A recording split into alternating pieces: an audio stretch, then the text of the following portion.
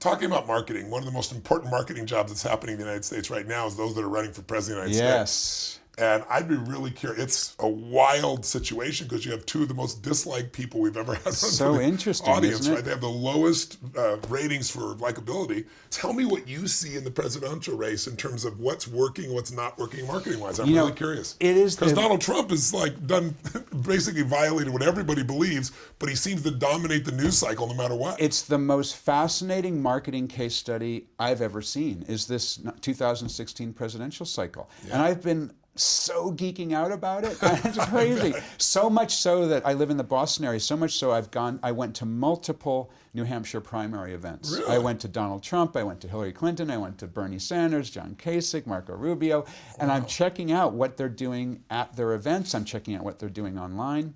Every single one of them failed to integrate offline marketing with online marketing. Explain. So they all have these rallies, these events, and it's hugely time-consuming for the candidates to spend 2 hours in a high school gym with 250 New Hampshire people.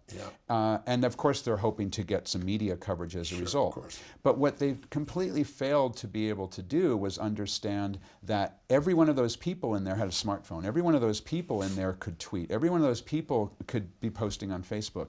They could have thrown out a hashtag that people could have used. They could have created images of that event, posted them on Facebook for easy sharing.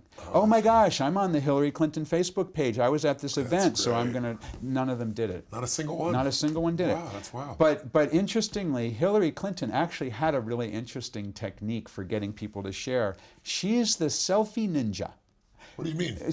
She works the rope line. She grabs your mobile phone from your hand, and she takes it from you and does Here, this. I'll do this for you. I'll do Quick. it for you, yeah. And I calculated that she can get that selfie off in 7.2 seconds. Wow. As opposed to Bill would be at the same. As opposed you'd see she and Bill together. What's the difference? Well, Bill lets, like everyone else, lets Bill. you take the picture. Right. And plus, he loves to spend the time with the person too, right? He does, but he's not running for president this time. Of yeah. course, she is, and she wants to get as many people as possible because every one of those people. Like I got a selfie with her. I posted it. I had several hundred people who liked it and probably several thousand who saw it. So with 7.2 seconds, she was exposed to 1,000 people. You do that for the whole room, you're exposed to tons of people. But if you're waiting for the person to take the photo, it takes a little bit longer. They get nervous. It's blurry. And she's the selfie ninja. And the other most interesting thing, though, is Donald Trump, who is the most real-time of candidates. Absolutely real time. We talked about newsjacking. He is the newsjacking master. Right? And he beats up the media, and they still go to him because he brings so many ratings. And whenever they need a quote on a story, they go to his Twitter feed and they yank the quote off. That's newsjacking. And there's always 101. conflict there too. And he's always got conflict. And that's an interesting point. I don't think I've seen anything he's done that doesn't have conflict. It all does. It all does. Wow.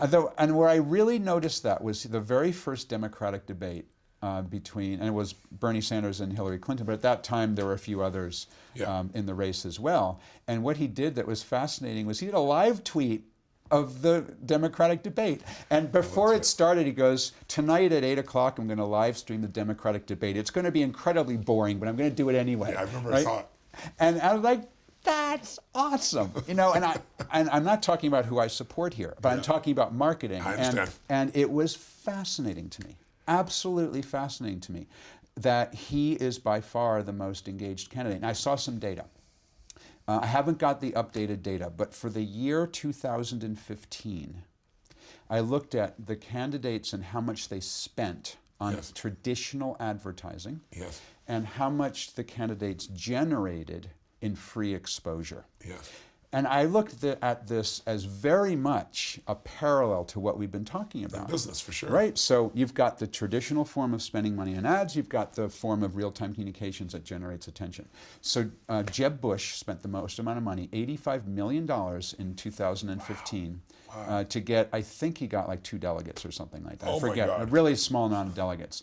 Price per delegate's a little expensive. A little bit expensive there. Donald Trump spent way less than that, just a couple of $1 million, but generated 1.2 $1.9 billion worth of free exposure. In other words, free media, people talking about him, which was more than every other candidate put together. Wow. Yeah. No, I saw similar numbers. Incredible. It was mind-boggling because he always talks about, I'm funding my campaign, but he's not spending anything by comparison to anybody else in the field. Amazing. He just gets the media respond. Now, comment on Donald Trump, very often it's conflict. He's usually extremely negative in most of his communication. That seems to be working for him for at least this large segment of the population. Is that, how do you look at that as a marketer from your perspective? Well, what's interesting about that is has been, up until the time that you and I are talking now, has been dealing with the Republican primaries. Right. And so he's been talking to a small-ish niche audience. Okay. And that seems to have been working for him. Yes. It'll be really interesting to see if that works I have in the the same general question. audience. Yeah, I have And the I'm same not question. sure. And will he pivot and change his approach? I don't know.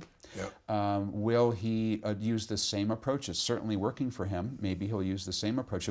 That's why I think it's so fascinating. I geek out about it so much. It's going to be interesting to see. It's really, really interesting. It's also, though, in business, in business very often what I found is there's a life cycle, obviously, to all businesses, just like a life cycle to human beings.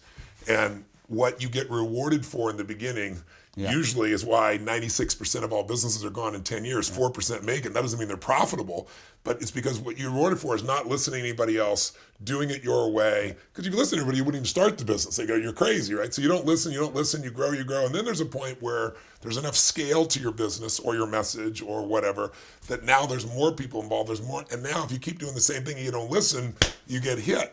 So it's going to be interesting to see if that happens with Donald Trump or not. What would your advice be to Donald Trump? My advice to Donald Trump has got to be authentically him, whatever that really is, right? You can't, if you fake it, it's going to destroy his whole process. But if I was talking to Donald Trump, and I know him personally, so he doesn't really give a shit anybody's advice. He's going to go where he wants to go.